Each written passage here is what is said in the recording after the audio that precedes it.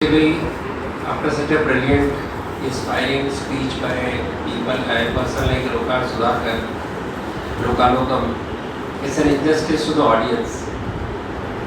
For a person like to stand up and also injustice on me to try to follow his footsteps. So I should complain to organizers for putting in such a spot and view too. The organizer said that I look fresh after the whole day. When you are living in a 2D world of computer screens for nearly 20 months and finally end up with friends who are 3D, and a person like friend like Ayush calls you and gets you heaped with praise which you don't deserve, then naturally you look fresh.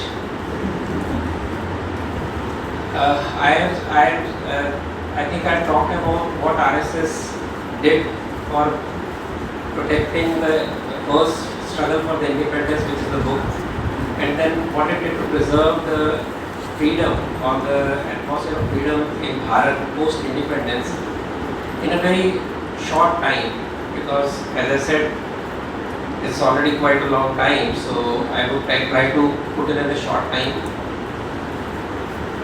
There is a संघ song which says स्वतंत्रता को सार्थक करने शक्ति का आधार चाहिए, and स्वरगंगा भी अरे भगीरथ यत्नों से भूतल पर आती किंतु शीर्ष पर धारण करने शिव शंकर की शक्ति चाहिए. This in nutshell is Sangha philosophy. When Dr. Hedgewar decided to found the Rashtriya Swayamsevak Sangh, he had realized that this divided, weak Hindu society which lacks pride, which lacks unity, which lacks discipline, even if we become independent, we become free, we will not be free actually in real terms. We will have new rulers, but we will have the same constitution, we will have the same approach to ruling. And we saw this very soon after the independence. We saw the ban on RSS, we saw how it was tortured, we saw the same copying of the Western model of parliament, Western model of rule, and it was typically rulers trying to rule over the subjects, where every subject is suspect till proven not guilty. So that was the reason why Dr. Ji started Rashtriya Swayamsevak Sangh, and whatever came on, of course most of us know he was a freedom fighter right from his childhood, so I will not get into all those details. After doing all that, revolutionary activities, Congress and all that, he realized that this weakness of Hindu society must be taken care of.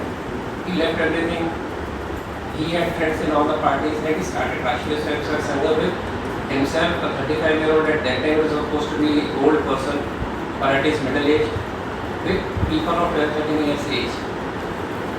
Before he joined, he took part in Satyagraha in 1920, then he went to jail for 9 months. Then again in 1930, after the Sangha was formed, there was Janga Satyagraha, which was parallel to Salt Satyagraha of Gandhiji, and he went to jail again with hundreds of Swayamsevaks.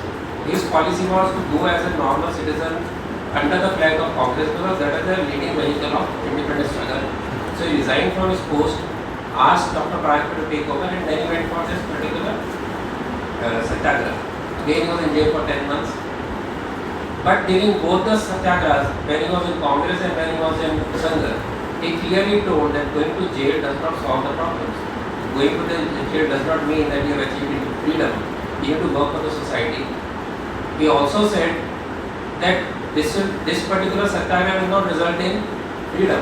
Though Congress leaders were selling the idea that next month or next year you get freedom, he knew it didn't happen. So it's very realistic. He was also realistic enough to realize that somewhere around that time, 40s, World War may take place, and at that time British will be weak, and if we are strong, we will be able to throw the British away. That was his dream, even when he was very weak and about to lay on his life. And one part is not in the book, is in 1938-39, he was requested to take part in Bhaganagar Satyagraha, but he said Sangha will not take part directly, as he had been saying all the time. And they said at least give us 500 volunteers.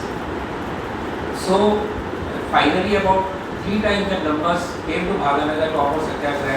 Bhaiyaji Dani, who was the General Secretary later on and very close to Dr. Ji, and one who got Guruji to RSS, he also offered Satyagraha.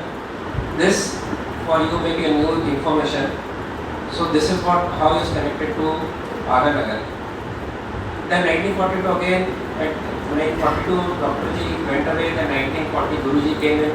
He wanted to fulfill Dr. Ji's dream of having very strong Sangha. By the time World War II was over, and he worked very hard, hundreds of pracharaks came out, and Sangha was growing very strong. In 1942 also happened. So again the same issue, that whether RSS can take part directly or not to be taken directly. So people went to jail.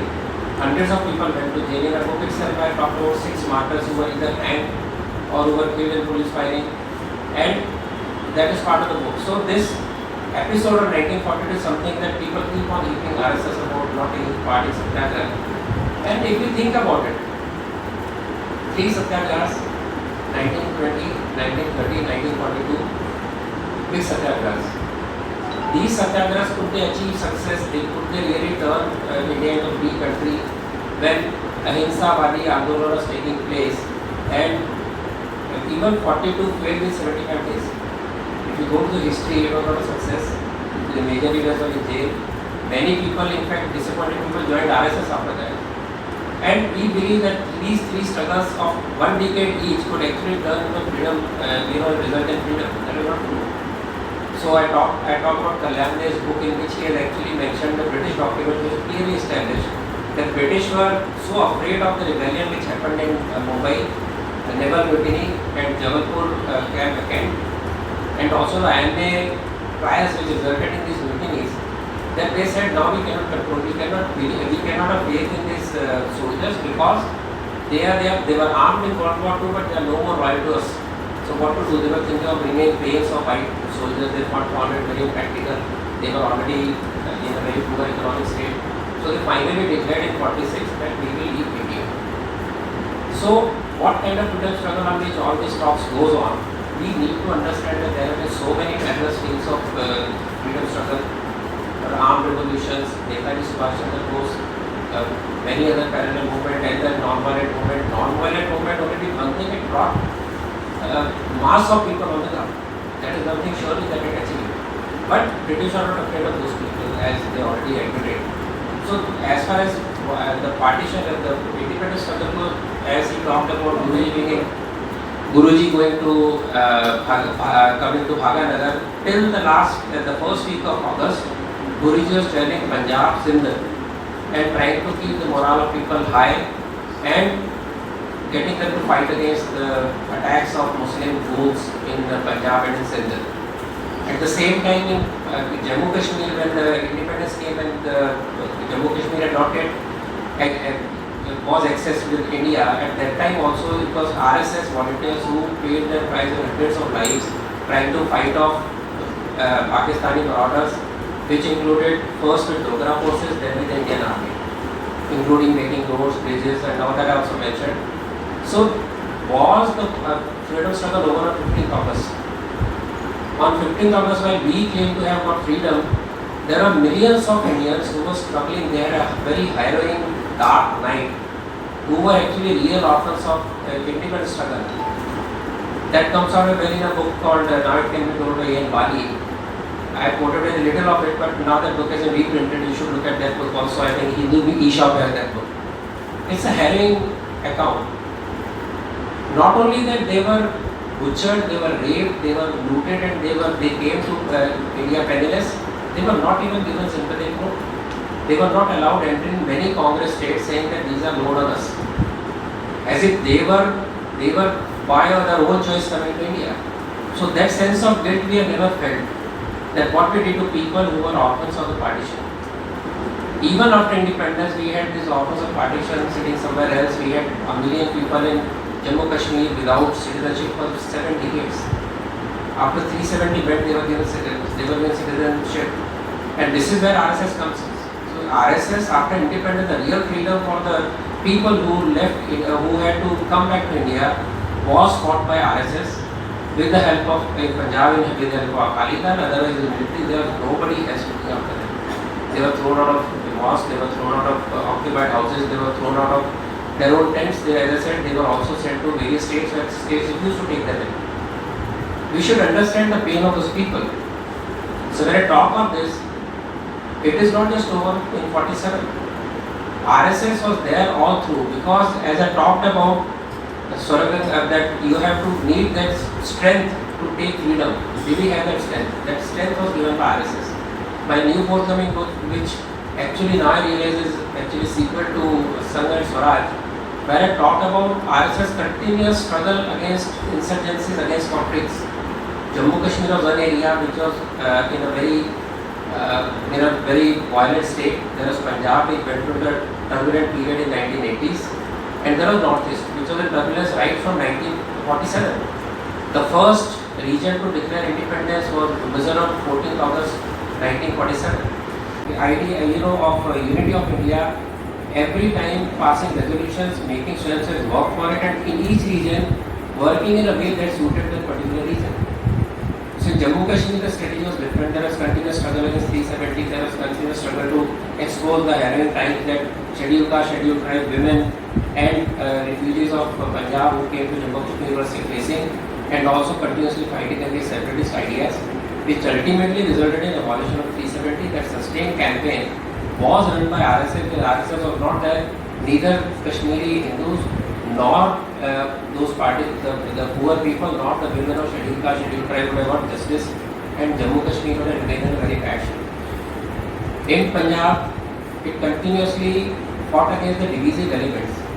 Its people paid a very heavy price. If you remember, there are 3 shakas which were attacked. Moga itself, 25 Swayampsevaks lost their lives. Then they attacked the shaka. Very next day, there are 100 Swayampsevaks in the same shaka. That requires courage. That is what they did. The Rashtriya Suraksha Samiti, where they take out huge morchas, meetings of nearly 1 lakh people. They took out morcha from Punjab right up to Delhi. They met Rajiv Gandhi and all these people. So this is also part of history which I cover in the next book. Northeast, Sangha realizing the situation in Northeast, Eknath Ranade came to Shivji and said, I want Pracharaks now. And in Sangha Shiksha work he appealed, and 10 Pracharaks, of which 8 were from Maharashtra, 2 were from North. They went to Northeast and they gave up their entire lives to Northeast. Not only that, after that Maharashtra was given the responsibility of Northeast completely. So any Pracharak from Maharashtra will end up in Northeast for at least 10 years, 5 years, 8 years, and then come back, including our topmost Pracharaks of today, Sudarshan ji, Mohan Bhagat ji, and many others. And they take care of their work, they take care of their funds, they take care of their hostels. So this kind of commitment, which continuously work for 7 decades, with schools, colleges. Just to give one example, one Maharashtrian retired teacher, Kaneji, he constructed a school which was just 3 kilometers from Burmese border. It was a remote village. You had to walk for 3 days to reach that village. And then he thought that let me bring this boys to Maharashtra so they get exposed to Bharat. They also get better educated, but there was opposition because of the missionaries and all. They said these guys will take these boys there, they will make them slaves, they will cut their kidneys and all that. We cannot send boys with them. So he had an idea. He had a young boy with him. Jayant is still there. He works for the same school now. From Dombivli, Mumbai. He said, Beta, you stay with these people here, like a Jamanat. And I will take these boys to Mumbai. And the boy agreed. Villagers also agreed. Look at the sense of sacrifice. And then these boys came here, there was continuous change of people. The change you see in Northeast is the result of those tapas. So tapasya done by those pracharas, those workers, those boys and girls. So there the entire approach was reformist, seva, preserving the local tribal culture, preserving the indigenous culture, not forcing Hinduism on them or the particular Hindutva. And there are people who said ye Hindu nahi hai. So Param Pujya Guruji, and see the focus of the whole thing. After Prayag, Dharma Sansad of Vishnu Parishad, next Sansad happened in Northeast, where all the local tribals are called. And Guruji said, if they are enemies, we are also enemies. We also pray to Nagaraj, we also pray to various animal gods and trees. If they are typically pagans, we are also same. So whatever we do, they are doing, so they are Hindu for us. And if they are eating beef, that is due to the poor, available food, they will change slowly. So that kind of approach to change the mindset of those people, Varvasi Kalyan Ashram, then Vivekananda Kendra, everybody is focused on Northeast. without getting exposed too much, but because there was huge risk of violence. In fact, 4 Karyakartas lost their lives. They were kidnapped, taken to Bangladesh, that is as late as 2000, year 2098, 2000, and they never returned. One of the person was cut into pieces and sent back.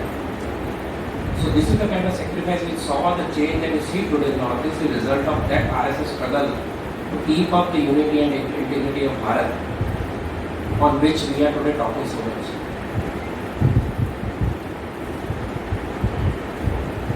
And not only that, if you see the kind of fight that is happening, whether it's CAA, whether it's Farmers Bill, whether it's 370, all these things were the continuous agenda of Sangha. And that is how you see the change coming in slowly. And that is where you see the enemies also coming out of the north. Whether it's, in the name of Pakistan, whether it's the name of Muslim League or MIM or whosoever, every reform must be opposed, every nationalist movement must be struck, and we must create disturbance. That is the situation today. And this approach to education, you see, this is unique to Northeast. And Indira Gandhi knew it. In emergency, all the Sangha organizations were banned, but neither Vivekananda Kendra nor Banwasi Kalyan Ashram was banned. They were allowed to work. And she gave them free hand.